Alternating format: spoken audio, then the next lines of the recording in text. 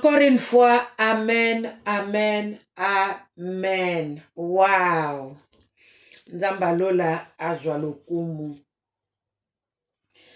Nzambalola azwa lokumu po ayebi yo mama, ayebi yo jeune fille na biso, ayebi yo pe papa, oyo zaka na momesano ya kolanda biso, to pe jeune garçon na biso, oyo po sepelaka na kolanda émission na biso pe radio pain du soir. Nzambalola asala biso bolamu ebele. Nous sommes là, peuple de Dieu, Nangolu, Penamawa Nzambe. Eloko nini yango lisusu mama Mokristu, mama Marie Rose, ayeli biso na pokwa na lelo, simana biso ko célébrer la grande fête de la Pâque. La Pâque qui a fait que ngana yo tozala bana na Nzambe, tozala restauré, toyebane pa na Nzambe, communion na biso na Nzambe ezonga. Netete la Pâque mbele moto, azaki na ye déjà ya kokufa, azaki na ye déjà condamné, mais Dieu nous a rendu la vie nangolu pe na mawana ye. Le seul oyo azwaki place na biso, akititi na kunda zwi place na biso ya bato masumu, ya batongi, ya ba prostituée, ya miyibi, ya kosala oyo nyonso ezalaki mabe, contrairement na pensée ya Nzambe.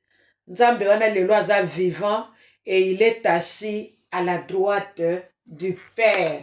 Kombo Yesu Masiya eyeba kozwa lokumu. Bandeko na nga ndenge tozoyeba, ça fait depuis le 6 avril. Na nzela ya radio na biso pain du soir, toza na grand thème, toujours en ce qui concerne la femme. Tozwi lisusu révélation pona koyeba kosunga mwasi moko. Oyo to intitulé Ils sont déjà. Azolumba déjà solo. Nani yango azolumba solo? Tokoluka to découvrir makambo yo na pokwa lelo. Tosi to bandaki yango depuis le 6. Yo oyo nano yoki yango te. Lukake o banda déjà, o kota. O rejoindre biso déjà na niveau tozali. Chaque matin, na prière na biso ya ménagère, chaque pokwa, na 17h, il y a deux femmes. Oyo bazoye la biso, maloba na Nzambe, pe bazoye la biso, leur propre témoignage, pona koyeba kosunga biso, koyeba ke, ata likambo nange lumbi solo. Koyeba ke atanga imoko concerne mwasi na lumbi solo, batu baboyi ngai, batu bakomi kotalela nga na mosika.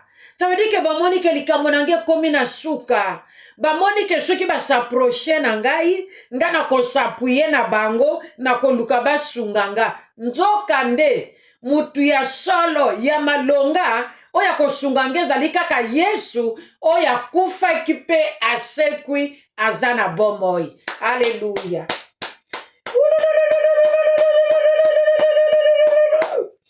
Les vainqueurs des matins de Pâques. Awa biso balobi, ils sont déjà. Ah, Yesu za bien. Bandeko na nga na kolinga totanga nanu parole ya Nzambe, toza na livre ya Luc na chapitre nango 23. Soki tozwi à partir ya verset 50, kino na verset 55 ou bien 56, Bible ezoyebisa biso nini. Liloba na Nzambe ezoyebisa biso qu'il y avait un homme nommé na kombo ya Joseph. Moto ya azalaki moto malamu pe azalaki sembo. Ndenge Bible ezoyebisa biso. Toza na Luc 23 verset 50 kino na 56. Balobi ba présenter biso moto na kombo ya Joseph. balobi moto azalaki malamu pe azalaki sembo. Moto oyo azalaki akendeki epa Pilate ndenge Bible ezoyebisa biso. Moto yango kombo na ye Joseph d'Arimathée. Sima ya liwa ya Yesu Kristu, ndenge Yesu azongisaki ame na ye epa na Tata, sabidika tikalaki kaka likolo ya libaya wana ya ekulusu na position wana ya mutu ya kokita, parce que asa azongisaki ame na ye epa ya Tata. Sima ya kolongisa moto, sima ya kolongisa mokili, alobi tout est accompli. Père, je remets mon âme entre tes mains. Alors atikali na position wana, yango Bible ezotalisa biso papa oyo ya malamu, ya motema malamu, papa oyo azalaki juste sembo liboso na Nzambe, ake ko se présenter epai ya Pilate. Leka komi epa Pilate, asengi ye nzoto ya Kristu po akende ko enterre yango, ko kunda yango. Et Pilate apesaki ye permission.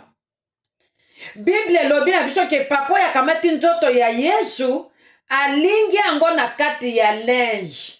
Parce qu'à la croix, Jésus-Christ était à moitié nu. Naka mwa etendi moko ka ya elamba bafiniki nzoto na ye ya kimobali na ye. C'était tout. Nzambe mobimba. Ndenge toyebi ayaka wana mokili 100% Dieu et 100% homme. Kaka kitembe moko ya moke bafinika ki ye liboso awa. Tout le reste ezaki polele. Mais papa oyo Bible ezo déclaré ye homme bon et juste, et loko wa liboso tango Pilate a permettre ye ke azwa nzoto ya Yesu akende kokundango. Bible ezotalisa biso ke abandaki nanu d'abord na koenvelope to kolinga nzoto ya Yesu na kati ya linge, un tissu, alingi yango pe a déposé yango na sépulcre où personne n'avait encore été mis. Alléluia. Ce sont là les petits détails. O soto lobito sala nango banalise. Tokoka kosilisa ngo mbala moko te. O nyonso Bible ezolakisa biso eza capital. Eza très très important pour que mwana na Nzambe ayeba yango. Alors, tango ake kotia ye na sépulcre, la Bible nous dit qu'il y avait des femmes qui étaient venues de la Galilée avec Jésus, accompagnèrent Joseph. Joseph akende ki ye mokote. Il y avait deux femmes. Alléluia. Et loko wanande ya motuya. Il y avait des femmes. La Bible n'a pas dit que Joseph avait été entouré des autres hommes na mibali mususu lokola ye pona koyeba ko accompagner nzoto ya Yesu na sépulcre. Mais il était plutôt entouré des femmes qui venaient de la Galilée. Bangonde ba accompagner ki ba utaki Galilée na Yesu et bangonde ba accompagner ki Joseph pona okende kotia nzoto ya Yesu Masiya mokonzi na biso na kati na kunda. Eloko yo 56 bazoloba et s'en étant retourné tango bango bazongi nde bake kobongisa ba parfum, les aromates et des parfums. Puis elles se reposèrent les jours du sabbat selon la loi. Awa ezaka likambo ya mwasi. Biso toye awa tozwi révélation que ils sont déjà. Ils sont déjà. Ezalaki likambo ya Lazare. Mais awa tozomona ke ezalaki likambo ya Yesu Masiya. Yesu ye lokola azalaki na problème te, pas azalaka na problème te. Il ne servait jamais. Ça n'était pas utile. Il y a que moi si ton moto akende kwambome nzoto ya Yesu Christ. Ce n'était pas important. Sinon, la Bible allait faire nzamba lingaki asala de façon que basi wana bakende kwambome nzoto ya Yesu soki yango zalaki important, nécessaire avant la résurrection de notre Jésus. Il y avait une parole qui était sortie de la bouche de Jésus. Kengai bozomona ngawa nako kufa. Mais nako quoi 3 jours après. Si cela était pelikambango et salemaki. Confirmé na passage autouti kotanga tout à l'heure. Luc 24 de 50 à 56. Il y avait des femmes qui avaient accompagné. Pendant que c'est oui et amen. La mort de Jésus. Seul Jésus ne pouvait pas sentir la mauvaise odeur. Seul Jésus a koki ko lumba sola mabete. Topa kokaki ko lumba sola mabete. Lazare azalaki un homme ordinaire comme toi et moi. Yango ye, c'était normal à lumba solo. Mais Jésus Nzambe ne pouvait pas sentir mauvais. Akokaki ko lumba solo ya kopola te, solo ya cadavre te, parce que ye aza Nzambe. Mais na simba mi ko partager na ndeko na ngai ya mwasi na pokwa lelo. Eloko nini tozo vivre na bavi na biso, na bandaku na biso. Nini angwezo komela biso. Lelo otomona minga Yakoba, comme le disait notre papa Crispin, que son âme repose en paix. Minga Yakoba. La femme ne se retrouve pas. Maman Botibana, lelo esongo ya bana wana ezate. Pourquoi? Bana va se rebeller contre leur maman et par rapport à l'éducation, ba parents batalisi bana. Bana bakomi bazolanda la vie du siècle présent. Le siècle présent n'a rien à nous donner. Et belé na biso tokutani na ba problème parce que bana ba désobéir, bana ba s'éloigner na nzela ya lobiko oyo biso baboti tolakisi bango. Yango esali que pasi ya kobota tango mama zokanisa yango, tango mama zorimine yango, azomona 9 mois ya grossesse. Azomona non seulement 9 mois ya grossesse, mais maman oyo azomona ba caprice ya grossesse. Non seulement ba caprice ya grossesse, maman oyo azomona quelques temps, même quelques minutes. Oyo yazalaki sur le lit d'accouchement. Tango bazoye biso ke mwana yeyo poussa. Maman makase zata salembi. Peut-être tungisa ki butu mobimba. Tongo etani akoki ata komela maite. Aken etawana na maternité. Force ya kopoussa mwana ezate. Peut-être maman botaki avec beaucoup de peine. Na césarienne. Et nous le savons bien. Césarienne, bachaka anesthésité. Bakodakaka, sizo na bango wana, ba matériel na bango ba médecin, bazo kata nzoto ya moto. Alléluia. Bazo kata nzoto ya moto, moto azo yoka. Po baye bako sauver mwana, pe koto yo bazo tirer attention na maman pour que ba sauver les deux âmes. Ya maman, pe ya mwana. Sima ya kobimisa mwana, mama koto ya zo seka, asepeli, que j'ai donné naissance. Mais maintenant la suite de la césarienne. Il faut batonga pota wana sans anesthésie. ndenge ka bakatelaki nzoto ya mama, ndenge bakoya na tonga on dirait bazotonga elamba sans anesthésie. E basinga ya pota wana ezodépendre na grandeur to mesure ya pota. Ndo yokaka batongaki nga na basinga misato, batongaki na mitano, batiaki zomi. E zomi wana misato wana po batonga yango, ce n'est pas de l'eau à boire. Tango tozoloba, ils sont déjà, nous voyons la souffrance qu'endure la femme en ce moment. Tango maman yamoni ke abotaki bana na ye na bomwana, azana no elenge, nzamba pamboli abalisi ye abandi na kobota.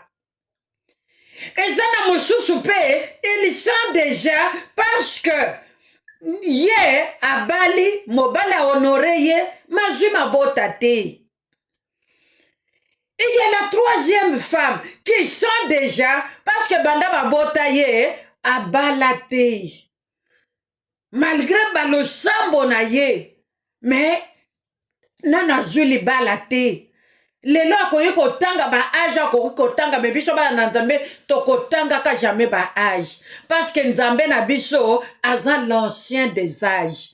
Quand nous arrivons à compter nos années ou bien nos âges, ça veut dire que nous limitons la main de Dieu moyen Nzambe à mon abiso à salela biso ezate. Na kati na doute, na kati na inquiétude, mama okobimisa solo. Yango bato bakomi kotalelo na mosika babi oh kuna azalaka neka plaintive. Oyo kuna azalaka neka na doute, azalaka neka inquiète. Jamais okutana na ye masolo ya malonga ya positif ebimana monoko na ye. Non ma sœur, nous devons faire attention. Ils sont déjà parce que la main sombre de ce monde ne veut pas te laisser tranquille en tant que moi dans Nzambe pour que yo mona gloire dans Nzambe. Dieu est allé plus loin. Na kati na passage na biso, ceux qui te lobby ils sont déjà Jésus a lumbaki soloté parce que y a un problème te. Yaza moto 100% lokola azalaki moto 100% lokola bisote yona tozo benge kaza Nzambe mwana na Nzambe aza Nzambe ngana yo pe toza ba Nzambe. Pourquoi nous plumonons na ba inquiétude na ba doute tozo zanga foi na oyo Yesu aza ko enseigner biso butu na moi. C'est ton problème là qui fait que batuba yoka yo solo. Ma réalité yo zanzambe mobimba ndengo zawana. En réalité, ozanzambe mobimba. Faut pas te laisser dans ce genre de problèmes. Dans ces problèmes, que les problèmes nous arrivent. Parce que nous sommes des humains. Nous sommes différents de Christ. Christ est Dieu. Mais biso toza ba créature ya Nzambe, pe Nzambe apesi biso nzoto toza nango, abengi biso bato, mes créatures. Nous sommes différents de Jésus-Christ.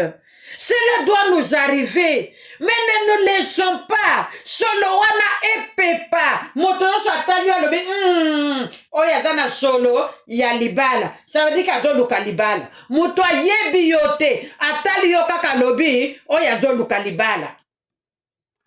Des fois nous faisons des gestes qui ne glorifient pas le Seigneur.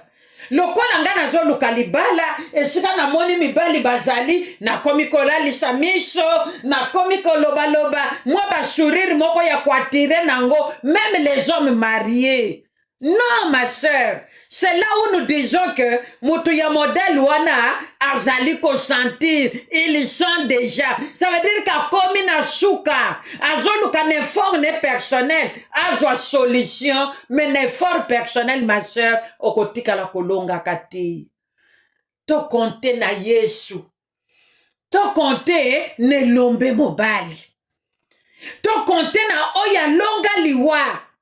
Quel que soit le nom de la problème, de ton problème, quelle que soit la durée de ton problème, ezala problème ya koluka libala, ezala problème ya mabota, ezala problème ya bana base rebele na contre ba parents, ezala problème ya chômage, ezala problème ya kozanga musala, ezala problème ya kozanga papier de résidence, ezala soki problème nini ya kozanga mabota, ezala soki problème ya rejet.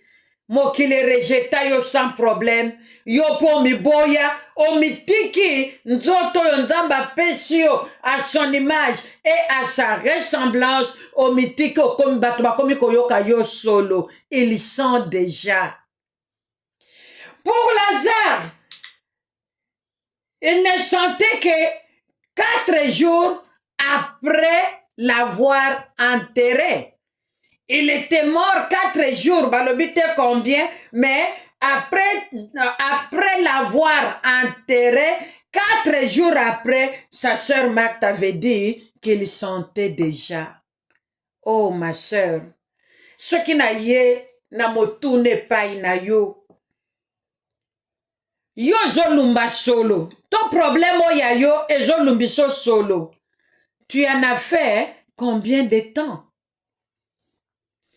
Par contre, au lieu de rester dans cet état-là, ya kolumba solo, mama, batu bakomi ko finga yo, bakomi ko chola yo, bacholi yesu ya yo, ba ofingisi yesu, ofingisi lombe mobali.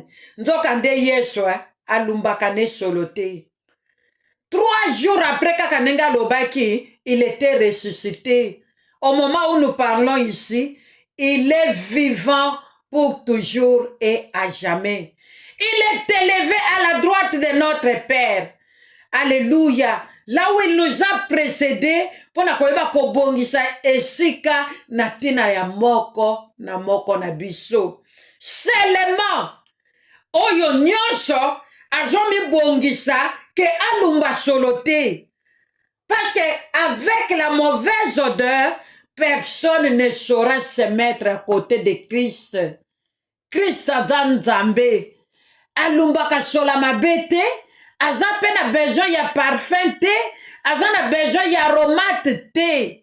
C'est pourquoi tango tozo tanga Bible, tozo mona que très tôt le matin, Marie-Madeleine, à l'aube de son 3e jour, Marie-Madeleine a sakendeki na basi mususu avec leurs aromates, leurs parfums, pour na embaumer le Seigneur, babosani que Jésus n'en avait pas besoin pour commencer, moto abomaka yete, pe asalaki na ye, azalaki na ye na eloko moko ya mabete ke elumbise solo. Eloko koyi kolumbisa biso solo bandeko na ngai ya basi ezali masumu. Lorsque nous plaignons, ba plainte tout le temps, nzambe azosepela nango te. Ba plainte wana ekolumbisa yo solo, bakopesa yo kombo, bakopesa kombo ba mama. Lazare en avait fait seulement 4 jours, malumbaki solo. Batoyonso bayebi Lazare de Béthanie, le frère de Marie et de Marthe, qui ne connaît pas l'histoire de Lazare. Maman, inquiétude na biso ekoki kopesa yo solo ya mabe na nzoto. Tu n'auras plus le temps de te contrôler. Tu n'auras plus le temps de te prendre en charge. Nous voyons des gens, surtout à Wanaba pays tropicaux. Ah, c'est vraiment malheureux, hein? C'est vraiment misérable. Tu peux rencontrer, je parle de femmes parce que nous parlons de femmes dans notre émission. Et si nous pouvons parler, élargir ça pour dire que dans les pays tropicaux, oh, comme on a un monsieur, une dame d'un certain âge, peut-être maintenant on a vingtaine, mais comment on a mis tout et c'est béba, ou comment on est casé sur normalité. Pona nini, les kambusongolo pakala, oh ya luka kike ye moko mema, Paix a mis paix sa solution. Ils sont déjà, Marthe, le frère, la sœur de Lazare, ne croyait plus. Pour elle, c'était déjà fini. C'était déjà fini. Or, avec Jésus, nous n'avons pas de faim. Moi, je ne peux pas dire dans ma bouche, tout en étant une femme chrétienne, un enfant de Dieu, né de nouveau, grandi dans ma foi chrétienne, je ne peux pas mettre mon Jésus en évidence pour limiter le problème yanga. Le col est oumeli 1000 ans, ça veut dire que devant Jésus, il y a une solution. Non. Je dois continuer à croire. Je dois continuer à croire que dans mes quotidiens, que dans mes jours, à chaque jour, que le Seigneur renouvelle sa bonté pour moi, sur ma maison, je dois encore espérer. Et je dois encore ajouter une dose de la foi. Je dois croire en celui qui avait prononcé, en celui qui avait prédit avant le temps que ngai Yesu na kokufa pe na koseka sima mikolo misato pe tomoni ka asekwaki esalemaki ndenge alobaki pe asekwaki e na kosekwa na Yesu Masiya moto te azalaki capable ya koempêche ye ke asekwa. Alléluia. Dieu est bon, Dieu est bon, Dieu est bon. Il est l'unique. Il est l'unique notre Dieu. Il est l'unique qui supporte toute odeur. Alors, venez à moi tel que vous êtes. Je vous donnerai du repos. Maman, même lorsque tu sens, cherche Jésus. Même lorsque tu sens, oh, comme une Solomabé. D'ailleurs, tant que j'en ai Solomabé, n'essaye même pas à chercher le parfum. Parce que Soloane koya mabe, plus. Sola motoki, solo ya mapeka boli misangai, soko kamati parfum obakisi, naba odeur wana, mama bato bako kimo malamu. Menzamba za malamu, il nous appelle tel que nous sommes. Alobi, venez à moi, vous tous qui êtes fatigués, chargés, je vous donnerai du repos. Alobi, déchargez-vous sur moi de tous vos soucis et je prendrai soin de vous. Alléluia. Bien-aimés, à l'époque de Jésus, le monde entier avait vu ce qui était arrivé à notre maître. Nous citons Jésus-Christ de Nazareth. Tout le monde avait vu. Il y a même des gens qui passaient, qui se moquaient de Jésus pendant qu'on le baboye. Mais yo lo baki wa ke yo zanzambe. Yo lo baki wa koza mwana na nzambe. Yo lo baki yo zongi saki. Yo seku saki bakufi. Yo fungola ki baveugle ne miso. Yo sala ki mwana jarius ma o seku saki ye. Yo beki saki mwaso ya senya ki makila pendant 12 ans. Yo boti saki bikomba. Yo mimoni saki na bomoyi ya Simeon. Omimoni saki na Anna la prophétesse. Omimoni saki na bomoyi ya Esther. Osalaki. Mais lelo mibiki sa yo mokote. Il y a des gens qui se moquaient de Jésus. Maman, pour te dire tout simplement que n'attends pas que quelqu'un t'acclame dans ta situation. Non. Mais toi compte en Christ, le seul qui est capable, il y a résoudre le problème na yo. Même ceux qui l'ont mis solo, avec Jésus, c'est encore possible. Car l'impossible n'est pas Jésus-Christ. Si Jésus-Christ n'était pas le Dieu de possibilités, si Jésus-Christ avait déjà terminé à faire le miracle, je ne sais pas ce que moi j'allais devenir. Parce que j'allais croire en quoi? Que ça, si Satan y a miracle, ça veut dire que ngana yeto zandenge moko. Ça veut dire que bonzambe na yeza nango lisuna tina mon côté. Mais Jésus-Christ c'est Dieu pour l'éternité. Batu bazole kabazo cholaye. na basi na mibali. Mais il y avait un groupe de femmes qui étaient là. Alléluia. Il y avait un groupe de femmes. Il y avait aussi un des disciples de Jésus. Oh, batelema ki wana bazolela. Sans ouvrir leur bouche. Pona koyeba koloba liloba moko. Batelema ki bazolela. Bazo kanisa bolamu. Nzambo ya sala ki pona bango. Bazo kanisa mateya na Yesu. Balobi moto alolenga boye. Toko zwela ye lisusu wapi. Toko kutana na ye lisusu wapi. Tout ça pourquoi ils pleuraient? Ils avaient oublié la matière. Maman, vous savez, solo mususu comme la kabiso bana na nzambe batu bakomo tiola biso. Pona manque ya connaissance na biso. Pona oubli ya maloba na nzambe.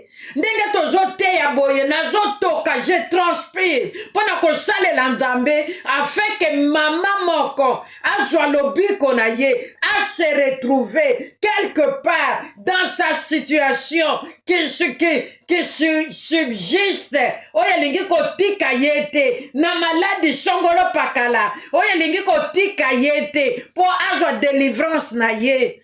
Na tango mama zo bosa na maloba na nzambe e komema biso na kolela. Nzoka nde kolela e komemelo solution ata moko te. Akopeso litomba ata moko te. Okolela pe osuki batu ba continue na kotiola yo pe na kotiola nzambe. Nzoka nde lorsque nous sentons mauvais, alléluia, nous devons nous replier à Dieu à 100%. Mais Jésus-Christ roi, qui pouvait intervenir dans ce monde pour que ye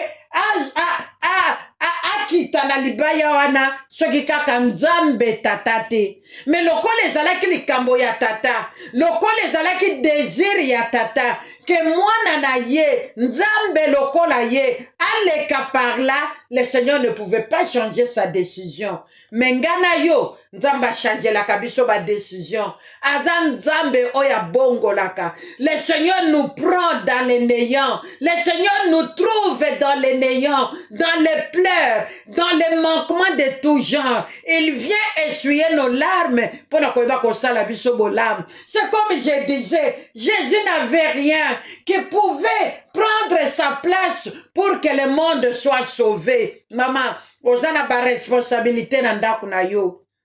Mais tu n'as personne, tu n'auras personne qui viendra te dire que tikelanga charge ya bana na yo, ngana boko la bango, comme ça yo zwa kimia. Personne, ma soeur.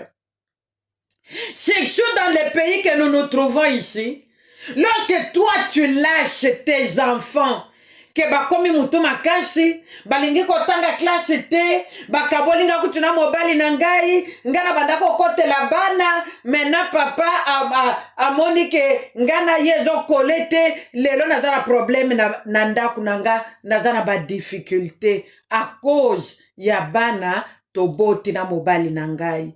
Oui, ma sœur, tu n'auras personne. Oya koya kwepole yo soki kaka nzambe te. Na mikumba na yo, na solo na yo, oye zo kwa triste motema na yo à tout temps. Mama nanga zonga epa na nzambe, zonga epai na nzambe, zonga na sena makolo na nzambe. Oyo neso toza nango solution, toko zwela yango kuna. Mais malgré que tout le monde se moquait de Jésus, et les hommes, et les femmes, les jeunes gens, les gens de tout âge, même les vieillards, Jésus était là cloué. Akanga ki munoko na ye, pa zongisa ki eloko mokote. Yango conseil, nazo pesa na ndeko nanga na poko na lelo. Dans les injures que tu reçois chaque jour, que tu reçois à chaque instant, bana nini yo bota, wapi mwana malonga, nana ngwatanga, tala yangai, to bota kana yo, to balaka na yo, to salaka mariage le même jour. Maman, chacun de nous, ou bien chacune de nous, a son temps avec le Seigneur, selon le plan divin que Dieu lui-même a tracé pour chacun ou bien chacune de nous. Je disais que Jésus, batunyo so bazotala ye, ezapeka yo zanango lelo. Batu bakomota lelo na mosika, bakomi kobetelo kamabo. Oyo penza, Est-ce que l'oko ezali? Maman et l'oko ezali. Qui pouvait croire que Jésus-Christ, après avoir passé par le sépulcre, il sortira vainqueur très tôt matin, le matin de Pâques. Oyo tozo célébrer une grande fête. Qui pouvait s'imaginer? Maman, lolenge moko. Ce qui va tout bandima quitter. Que Jésus-Christ lombe mobile. À cause quoi? Mais Yeshua sait quoi qui. Ne fais que pour nawana ma soeur. Crois seulement et espère en Dieu. Et tu verras la suite et la fin. Au compte de la moitié, yami moins. Ne compte sur personne, n'espère sur personne, même pas ceux qui banana yoba comme un docteur, même ceux qui sala ba doctorat, même ceux qui sala ba master, même ceux qui basala misala ya bien. Ne compte pas sur tes enfants, mais compte na Dieu na Nzambe oya pesaka yo bada wana. Yawana, souvent nous nous faisons aussi des soucis pour rien. Toboko li bana batangi classe ba comme na ba titre bazanango. Peut-être ba l'équipe ba titre na biso ba boti na bango. Mais au sali musala kitoko ma sœur. Bravo, gloire à Dieu. Mais pourquoi maintenant tu pleures? Parce que oh, bana bazo sungangate na mona ki pasi pona bango soki ya mibalo koma ki anandaku na bango okomi konyoko la basi ya bana na yo ya mibali soki baza ya basi ozoki na bandaku na bango ozoboko la onyoko la mibali na bango soki nga na bota ki ete soki nga na tangisa ki e classe te soki nga na bengisa ki ete na reklama ki na deklara ki ete pour que aya ko rejoindre nga awe sika nazali. Yo linga ko balaye. C'est ma fille, c'est mon fils. Tikangayi. Moi si à moi na sombe lamba na fin du mois, yo po telemi ba sombe lange lamba. Moi si à moi na lata lipapa na été, yo po telemi ba sombe lo lipapa. Mbanda na yo kakati. Eza biloko tokoki kosala te. Bande konanga bizaleli ya mabe, eza solo liboso na Nzambe. Bizaleli mabe eza solo liboso na Nzambe. Langage mabe kotonga koyina kochola koseka kobetela baninga maboko maboko na ndenge ya licho eza solo liboso na Nzambe. Dieu veut nous voir même na miso bato bato bakomona biso propre bato bakomona mwasi kitoko bato bakomona mosali na Nzambe. Mais est-ce que Dieu te trouve propre?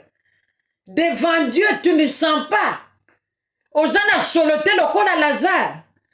Lelo soki Nzamba ye, ako trouver yo digne. La fois passée, tolobaki, nous devons oser. Yeshua lobaki, paix à ce quoi qui.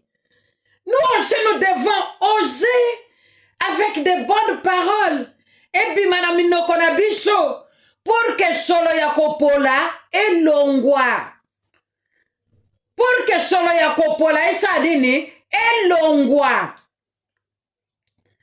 Et donc, Bomaki Lazare, ce n'était pas ses habitudes, les mauvaises habitudes. Non. Lazare était toujours au pied de Christ. Nous connaissons l'histoire dans Jean 11. À chaque fois que Jésus allait rendre Lazare visite, il y avait sa sœur Marie et Lazare qui restaient au pied de maître pour koyoka enseignement. Par contre, Marthe, elle s'occupait na ko servir Jésus, na ko pesa yebile yanzoto. Marthe ne s'intéressait pas na oyezo tonga molimo na nzoto. Yango résultat ya Marthe tomoni yango. Tango Jésus alobi, bola kisanga place bokundi ye, Marthe a telemi. Parce que il lui manquait l'enseignement de Jésus. Alléluia. Il lui manquait l'enseignement. Ça c'est très très très important. Marthe a telemi Jésus. A beau savoir que Jésus était Dieu, l'enseignement qu'il leur communiquait, Ce n'était pas dans des avenues. Chez eux à la maison. Pendant que l'on bazwa qui penda tant, yakoyeba qui est Jésus. Sa manière de parler, sa manière de toucher, sa manière d'écouter, sa manière d'agir. Pe bazala qui commona les miracles qu'opérait Jésus. Maintenant, ils sont déjà. Ils sont déjà. Kaka Jésus nda lumbaka solote, pas ko lumba solote. Et loko ebomisa ki Lazare, liwaya Lazare, ce n'était pas que Lazare manquait l'enseignement. Non, ce n'était pas ça. Dans Lazare, il y avait l'enseignement de Jésus. Mais plutôt, il était tombé malade. Il était tombé malade. Le bon Dieu le savait et il avait permis que cela soit ainsi. Et dans la même période, Jésus a dans d'autres contrées. Dans d'autres contrées. Ce n'est pas contrées, mais contrées. Il allait de ville en ville, de village en village. Et tout en étant Dieu, il savait que malade wana ya Lazare akokufa. Pe sans que baye bisaye, Jésus était au courant parce qu'azan Nzambe. Ajwe tanaye asali musala Nzambe, asali musala Nzambe. Tangwa yeko ya mboka nyonso bukanisi ma Jésus total. Il avait l'habitude d'aller dans cette maison. Il avait l'habitude de passer par là. Le loto kotala e kosuke la yendengenini.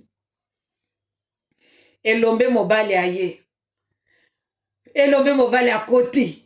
Na bonzambe na ye, rempli de puissance, de toute puissance, rempli, alléluia, revêtu, alléluia, de la gloire, alléluia, azoya, batubazo landaye, tokotala lelo, tokotala. Lorsqu'il s'approche de Marthe, non Seigneur, il le sent déjà. Oh ma sœur, Jésus a tali et surtout qui est plus loin, Jésus le bin. Ne t'ai-je pas dit que si tu crois, tu verras la gloire de Dieu? Mamanga penazo sengo na pokwa lelo. Quel que soit solo, oyo lumbi yo, o sukola kanayo, solo wane longwakate, o chaka ba parfum, solo wane longwakate. Même mobali na kata chambre, a komi kotale lomo sika po solo wana. Moyen zate. Et ça n'a pas solo monsieur, ça va monsieur ba bota solo kat na monoko. A brosser tongo midi pourquoi? Mais solo ya kopola na monoko esi la kati. Ba solo model wane zo uta na kati kuna ya libumu. Na libumu no vandisa nini? O vandisa sushi, o vandisa Sony olatisa na yebite manque ya connaissance maloba na Nzambe zate omilatisa na ngai boye maintenant le place du Seigneur est où otien Nzambe na yo wapi. Notre Dieu est vivant, notre Dieu est vivant, il est ressuscité. Akendeki na kunda, pona koyeba ko récupérer vie na yo. Oye zalaki enterré à cause ya mabe, ya bakoko, ya bakokolo. On ne sait même pas quelle génération. Botutu songolo, les bottes se latisakio. Nzamba lobi wana zayanga. C'est mon élu, mon ponaminanga, à kosale langai, tikanga na kende déjà ko récupérer vinaye. T'as bien aimé dans la foi. Nzambe na biso nga koza la perdante. Lorsque le Seigneur s'investit dans une vie humaine, Nzambe nga koza la perdante. C'est avec raison qu'il avait voulu que parmi ba oya sekusaki Lazare passe dans la nakati po bato bayebaki kazalaka okende kuna libota na balingaka ye siko totala ndenge nini yakendaka kuna ye asekwisaka ye abikisaka malade ndenge nini na libota ya Lazare akufi siko tokotala aokende lisusu wapi tokotala nde kolanda oyo balandaki Jésus aye na Betani lelo tokende otala ye akeswisaki ye alobaka ye asimbaka lelo tokende kotala bayaki mpe bakutanaki nango Lazare asekwaka te Lazare asekwi ma sœur ils sont déjà oui le maître est conscient de ta situation il ne dort ni ne sommeille il est conscient de ta situation. Je te l'ai dit, poussé par le Saint-Esprit. Jésus est conscient de ta situation. Jésus est conscient de ta situation.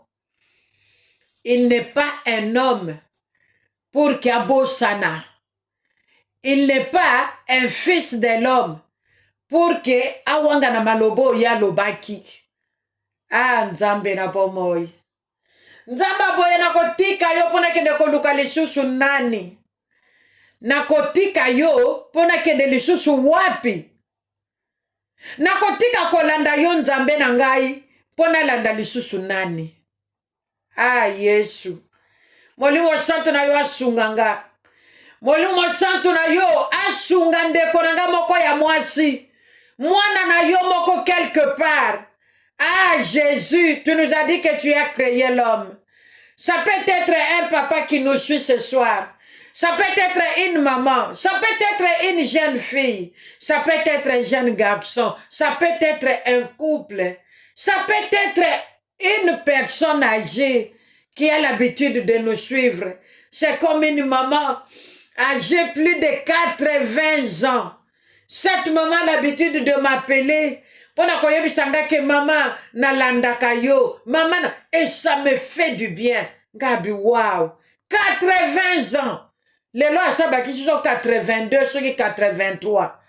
Abenga kanga zoyebisanga lobi mama pour m'encourager dans l'œuvre de Dieu, pour m'encourager dans mon appel. Et bongo bisoba oyo. Tozananu na mai na makila na nzoto. Le Seigneur nous enseigne.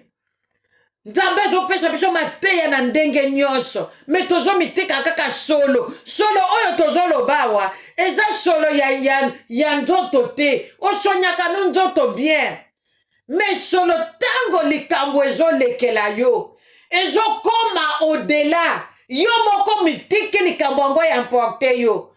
Ba oyo bandimelaka Yesu na biso te balobi tala wana. Banda mutuka na ye ebeba elle est même incapable ya ko faire réparer mutuka lelo azongeli ba transport en commun. Maman, aujourd'hui ozofingisa kombo Yesu. C'est là où nous disons que nous sentons mauvais. Pour Lazare, ce n'était pas à cause du péché, ce n'était pas à cause d'un manquement quelque part, mais c'était la volonté de Dieu lui-même. Si c'était à cause des habitudes, Lazare n'allait pas mourir. Bible le béli en côté. Mais il était malade. Malade ouanande bomaki. Ma sœur, peut-être tu vas te dire, mais n'a pas quoi lelo. Bon mongaï mtunaza malade. Solo na yo batu ozolumba. Pona malade songolo.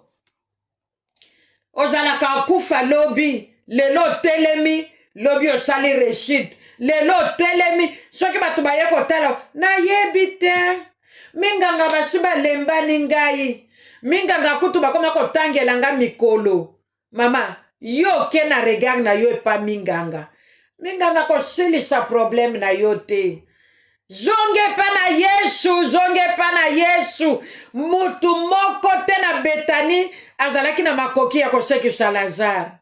Mais quand l'homme de Galilée est arrivé, alléluia, quand Jésus-Christ est arrivé, revêtu de sa gloire, alléluia, Jésus a ordonné, malgré l'engagement de Marthe, qui empêchait la main de Dieu d'agir, tant que Jésus a fungoli, monoko na ye. Lazare sort.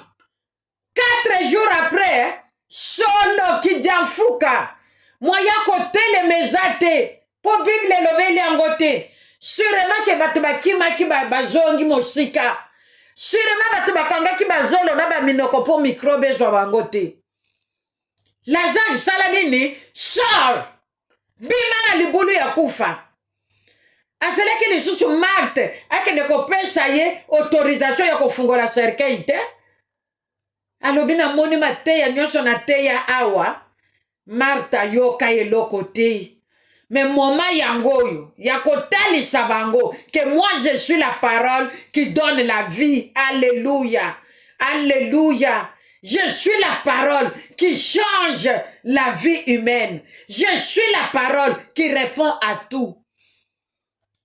Et tango Lazare azalaki, qui avait empêché Jésus, Yakobo yako kolamwisa Lazare.